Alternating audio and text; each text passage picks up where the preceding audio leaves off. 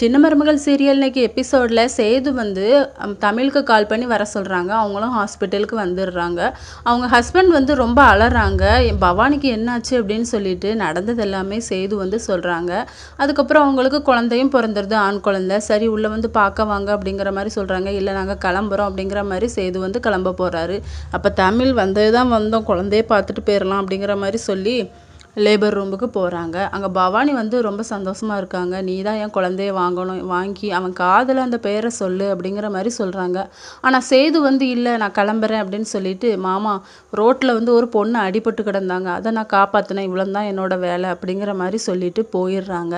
அப்போ பவானி வந்து அலறாங்க. உடனே தமிழ் சொல்கிறாங்க, நீங்கள் அழுவாதீங்க அண்ணி அப்படின்னு சொல்லிட்டு குழந்தைய வாங்கி கொஞ்சிட்டு இருக்காங்க. அடுத்த சீனில் அந்த ஹாஸ்பிட்டலில் வேலை பார்க்குறவங்க ஒருத்தவங்க வந்து போஸுக்கு கால் பண்ணி நடந்தது எல்லாமே சொல்கிறாங்க.